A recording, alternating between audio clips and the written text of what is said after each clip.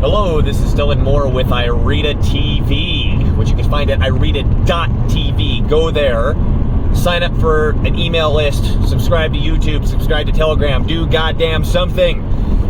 Just get in our feed, get us in your feed somehow. Today, I'm going to be talking about responsibility. And I'm going to be doing a video at some point in the near future looking at responsibility from the lens of intellectual self-defense, but I'm not going to be doing that now. Right now, I'm on a long drive down to the state of Oregon, and I had a lot of time to reflect on stuff, and I figured, why don't I record while I'm reflecting? So, on the topic of responsibility, the reason I bring it up, and the reason it'll be the point of intellectual self-defense, is I believe that I have determined, well, I know I've determined, and I believe it to be true, that responsibility is the key component. It's the basis from which we make our actions, or which we base our actions, the basis off which we base our actions. Because we only act and do things based on what we think we are responsible for. So, responsibility, I mean, if you look at the word, it's your ability to respond. And what does that mean, your ability to respond? Well, it means your ability to make a choice. Well, what is your ability to make a choice? It's your free will. It's your free will. And so, in a sense, I mean, I understand that the word responsibility contains some more connotations than the word free will does, or some different connotations from what the word free will does. But in a sense, they're the same thing. Your ability to make a choice is your ability to respond, and your ability to make a choice is your free will. And I will slip a little bit of intellectual self-defense in here, is that because free will is necessary for responsibility to exist, which it is, right? Like, if free will didn't exist, nobody would be responsible for anything. Like, in the same way, like a tree falling over in the wind, and if it lands on somebody's house and kills somebody, nobody's responsible for that, because we understand, well, that was just like an act of nature. Because free will is necessary for responsibility to exist, any determinist who tries to convince you that free will doesn't exist, all they're doing is trying to put some wool over your eyes. They're trying to manipulate you. And typically what I find, the manipulation is them trying to avoid something that they know that they are responsible for, but they want you to not accept that, so no one else holds them responsible. So, that's a really good segue into, what I was thinking about, and the reason I was thinking about it is, again, we act based on what we think we're responsible for. And what we think we're responsible for, and what we are responsible for, I don't think is a stretch of the imagination to say, aren't always in line with each other.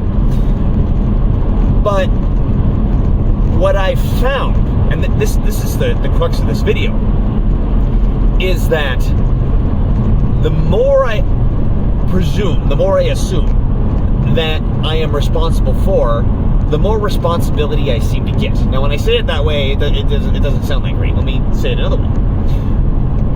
Because I just equated responsibility and free will, right?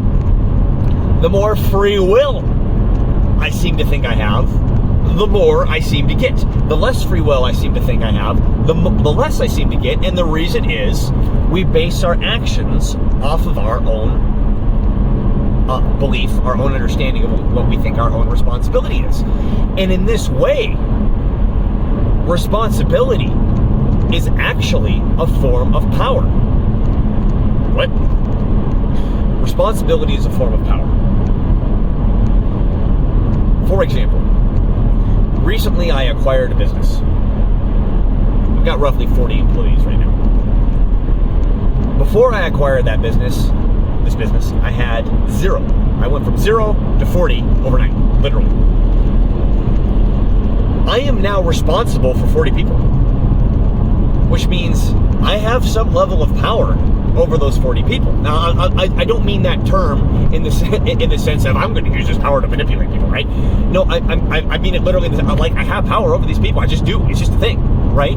And so I have the responsibility of how I'm going to treat them, how I'm going to pay them, what expectations I have of them, of them getting their job done right. And the job that they're doing is actually a very important job. I'm not going to say what it is because I don't need anybody doxing me, but they do have a very, very important job in providing that service, making sure that they provide that service. I'm responsible for that.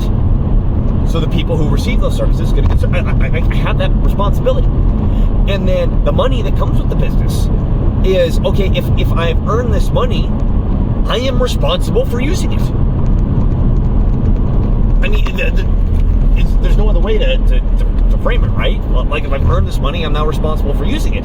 And so, not in a way, it is true, I have more free will, in a certain sense, than I did before, because now I have the money and the power to do things that I couldn't do before. And it was because, before I did it, I had to say, I have the capability of doing this. And if I have the capability of doing it, in some sense, I'm responsible to do that. Now, I'm not trying to say just because you have the capability of doing something doesn't mean you should do it. I mean, like right now, I have the capability to run over to the other side of the freeway and crash to a bunch of people. Doesn't mean I should do it. In fact, I would say that's actually a good point. I have the responsibility not to do that. Right? I have the power to not do that, so I'm responsible for not doing that. So, there's this, if responsibility, I'm not saying it's equal to power, but it's intrinsically wrapped up into power, because free will is intrinsically wrapped up into power, because the more you get, the more influence and you have over things in your surroundings, in your universe, in the universe, which means the more power you have. It's just duh when you break it down that way.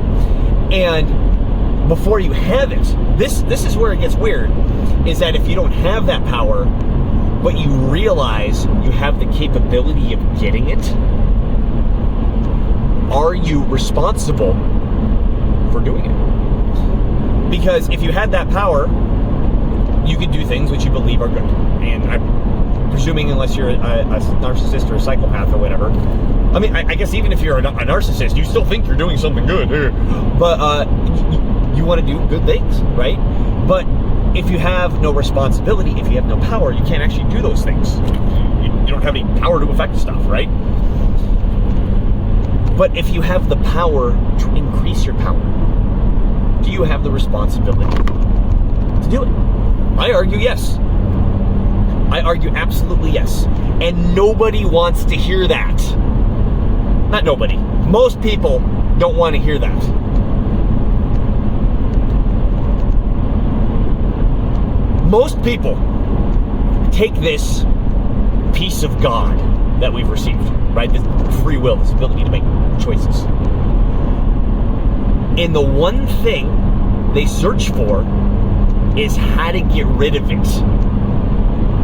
Somebody else tell me what to do. Because if somebody else needs to tell you what to do, you're not responsible for your actions anymore. Right? I don't know what to do. Someone else told me. He's responsible. I just do what he says. People look to remove their own responsibility. They want to convince themselves that they are not responsible for something, which doesn't actually change the responsibility. Right?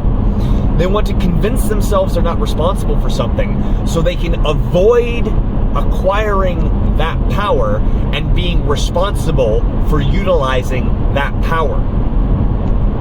Let me say it again. They want to avoid acquiring power so they don't have to bear the responsibility of it. And this is why courage is so important to the human. This is why courage is so important to the human. Because I argue, if you're able to conceptualize, I am capable of doing the thing which will grant me more power, which will help me do gooder things in the world, you need to do that. And it's hard. And it's not hard just because, like, it's hard in the sense of, like, okay, lifting weights is hard, working out is hard. Here's why it's really hard. Is because people don't want the responsibility of making the wrong choice. People don't want the responsibility of making the wrong choice. They don't want the responsibility of failure. They don't want the responsibility of failure and making the wrong choice. I thought there was a third way of describing that, but I mean that covers it up, right? So, but you get in this conundrum because if you have the ability to do that, if you have the ability to get that power, I argue you're responsible for it, and I think everybody deep down inside knows that. But if I go for it, I might do the wrong thing, and I'm now responsible for doing that wrong thing. So, if I can convince myself that I am weak, if I can convince myself I don't have capability and therefore free will to achieve that thing, I am therefore not responsible for it, and then nobody can expect me to do it. And I don't have to be worried about the responsibility of mistakes, of failure, of wrong decisions.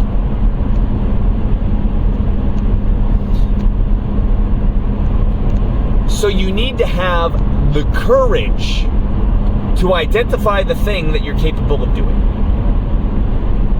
Moving forward into it, knowing you will. It's not if. You will make mistakes. You will make the wrong decisions. You will do wrong things. That could be bad things. You have to be willing to you have to have the courage to be willing to make that mistake and move forward anyway.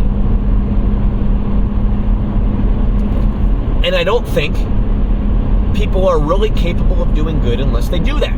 I mean, think about it. Like, okay, I'm not going to get into what is and what isn't good. But if you want to do good, the thing that you want to do, but you don't have the power to do it right now, you said you can do one of two things. I don't have the power to do it, so I guess I'm not going to do it. And you end it right there. Or, how do I I'm going to figure out how to get the power to do that and go do it. Therefore, I can do the good thing. If you've got that capability of getting that power to do the good thing, and you don't use the capability, I mean, so maybe you can convince yourself you're doing something neutral, but I don't think you are. And this is something that gets me all the time. I mean, people who know me, they're just like, Dylan, you're doing like 4,000 things at once, and every time I see you, you're doing something new, and you're on to some new thing. It's because I can't stand the thought. I can't stand the thought that I have the capability of doing something and I don't do it. Irks me. Fucking irks me.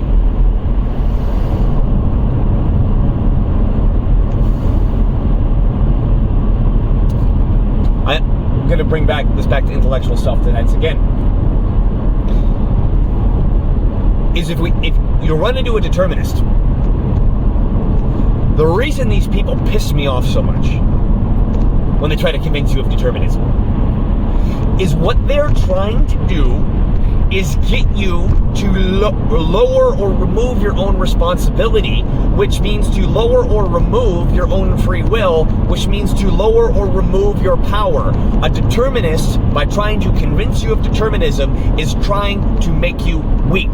It's an attack on your own psyche, your own soul, your own free will, your own action in the sandbox of the universe that we've been stuck in, that we find ourselves in. A determinist is actively trying to make you more incapable of operating inside that sandbox.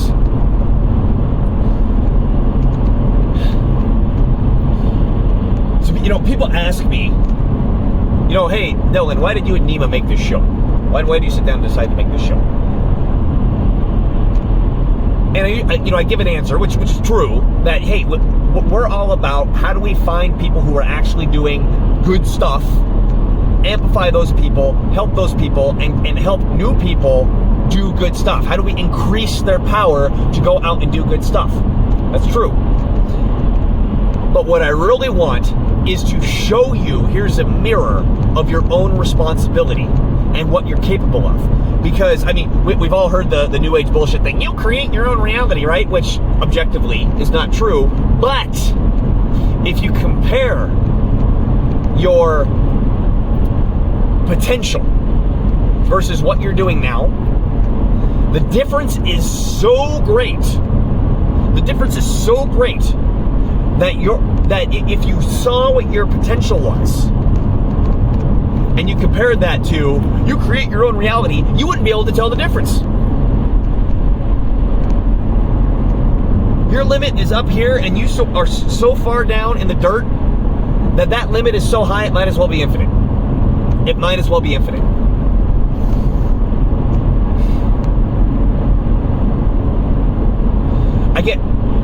I get so frustrated talking to people about this. You know, it's the sword thrust, not salve I bring. I want to smack people. I want to wake them up. I do this to myself. Smack, wake them up. Wake me up. Wake me up. Wake me up. Because I know I'm not fulfilling my potential. It drives me crazy. And I want to wake them up to fulfill their potential. That's the purpose of this show.